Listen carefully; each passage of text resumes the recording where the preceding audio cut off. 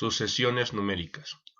Una sucesión es una colección de números los cuales se rigen por determinada fórmula. Aquí tenemos la primera sucesión formada por los números 3, 6, 9, 12. El primer término es el 3, el segundo término el 6, tercer término el 9, cuarto término el 12.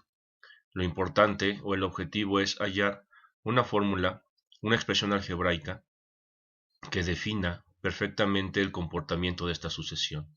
Aquí no es muy complicado. Se observa claramente que dependiendo de la casilla o dependiendo de en qué posición se encuentra el número, va a ser el número que le corresponde. Es decir, en la primera casilla hay un 3, en la segunda un 6.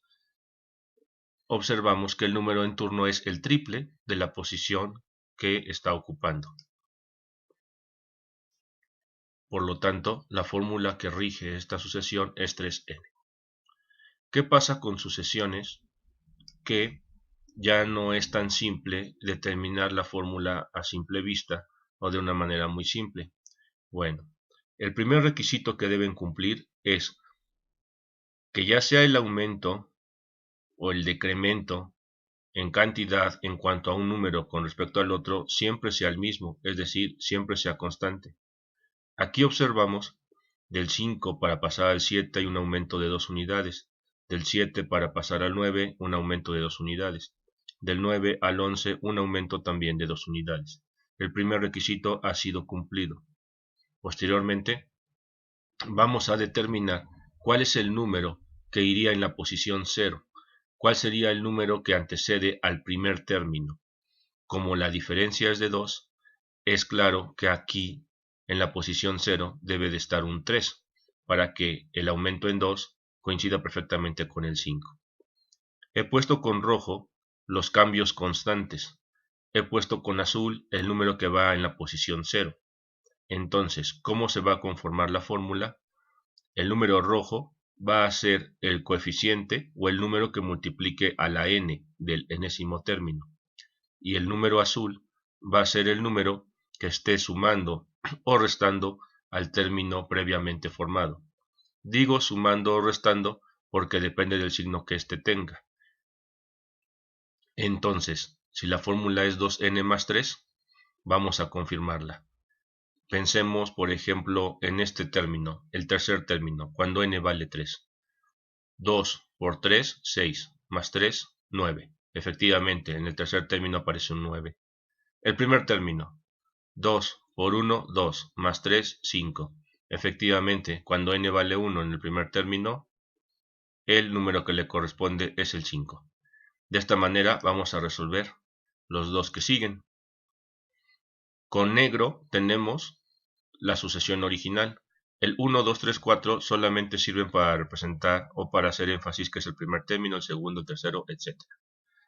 Los puntos suspensivos indican que la sucesión sigue en ambos casos y n significa el enésimo término.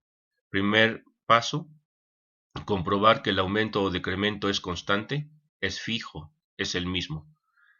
Del 6 para el 3 se obtiene restando 3 unidades.